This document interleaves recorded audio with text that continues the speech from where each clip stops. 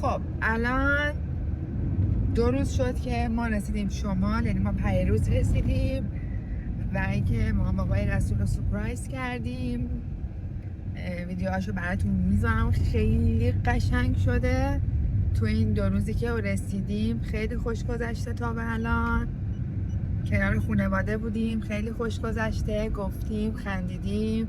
مامان کلی غذای خوشمزه درست کرده و منم کلی زیتون پرورده خوردم.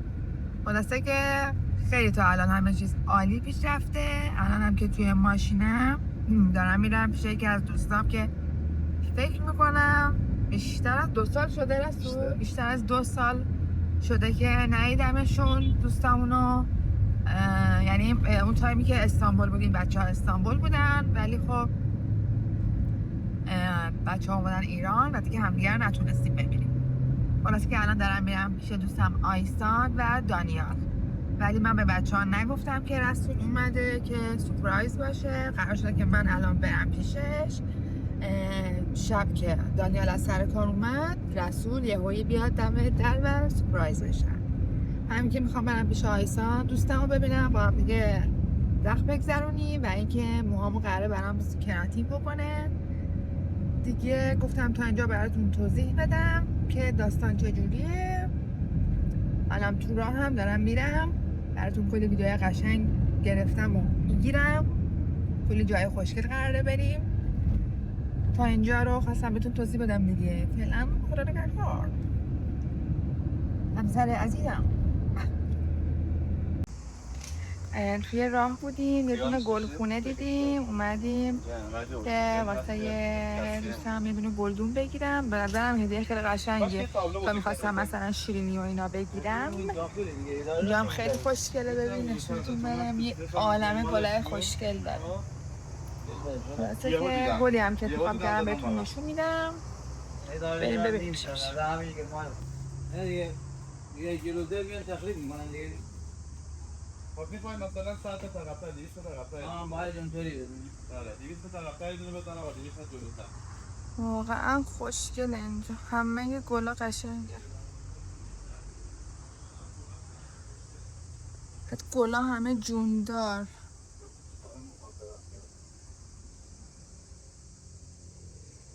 خیلی خوشگل.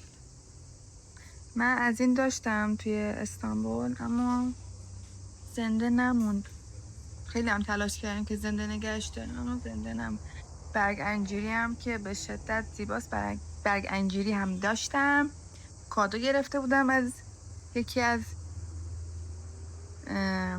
میتونم بگم از قلبم، یعنی آدم خیلی مهم تو زندگیم کادو گرفتم.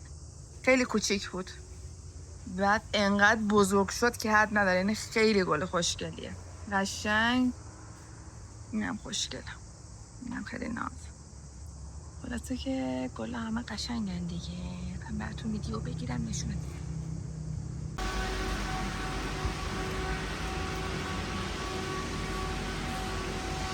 وایس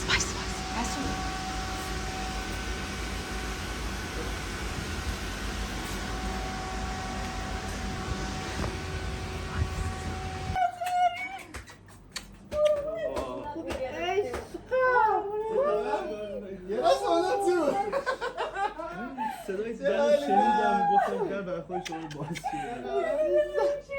دیدی اومدم تو.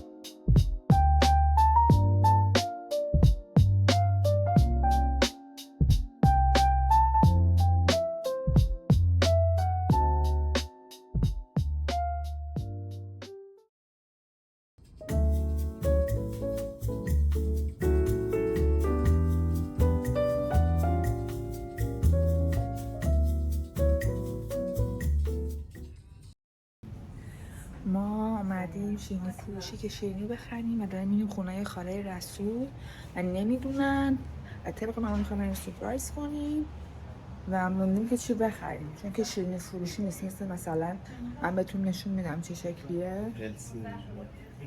مثلا تو این سبکا داره بسته‌بندی. خرید بکنیم و بریم که چی بشه.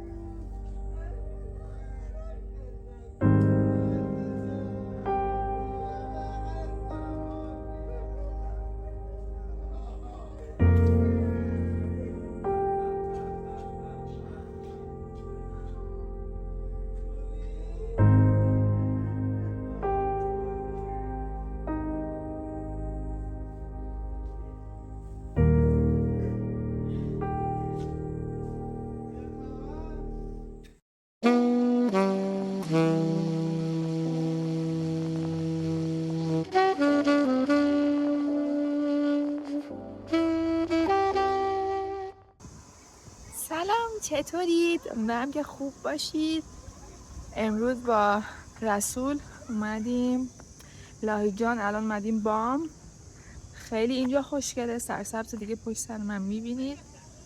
فقط یکم هوا حالا اینجا خیلی بهتره، بادی میاد، خیلی رطوبتیه که خیلی طبیعیه به خاطر این تایم که الان ما اینجاییم. ولی انقدر همه چیز خوشگله که گفتم به توضیح بدم که ما کجاییم و براتون ویدیو بگیرم از اینجا. خیلی خوشگله.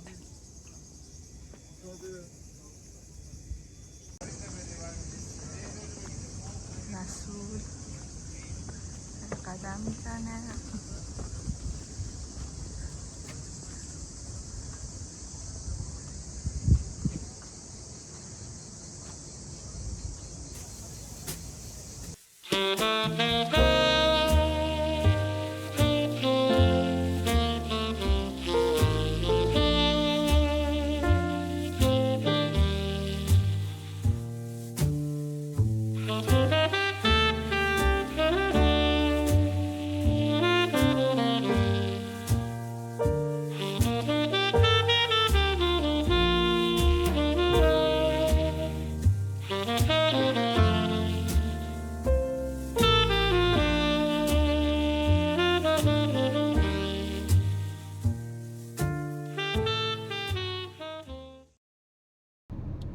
اومدیم الان اینجا وایستادیم که دیروز براتون ویدیو گرفته بودم که داشتیم میرفتیم خونه خاله رسول. بعد شیرینی گرفتیم رفتیم، درم زدیم کلی اما خونه نبودن. و چون میخوایم سورپرایز کنیم نمیتونیم زنگ بزنیم که بگیم که مثلا ما داریم میای دیگه. سورپرایز این مشکلات هم داره. خلاصه که دیشب رفتیم پیش یکی خاله دیگه‌اش، اونجا رفتیم و اینکه امروز رسولت شیرینی بخره که بریم خونه خالش که خونه نبودن دیروز. بعد دیگه به رسول گفتم که زنگ بزنه به آصف پسر خالش، یعنی داریم میریم پیش مامان آصف که حداقل آصف هماهنگ بکنه، یه جورایی هماهنگ بکنه که بازم نه که ما داریم میریم، حالا مثلا به یه بهونه چیزی که اگه خونه هستید مثلا دوستان یکی از دوستان بده چیزی بده و فلان و اینا، که حداقل بدونیم خونه هستن یا نه. رسولت شیرینی بخره بریم ان شاءالله که خونه باشن و ببینیمشون. خیلی دوستشون دارم چون استانبول اومده بودن. کلا از همون اولی هم که ما رسول آشنا شدم خب چون میشناخت، یعنی معرفی کردم، کلا مثلا خیلی باشون صمیمی‌ترم. مثلا خاله مریم که دیشب دیدم بار اول بود دیدمشون که خیلی گل بود، خیلی مهربون بود.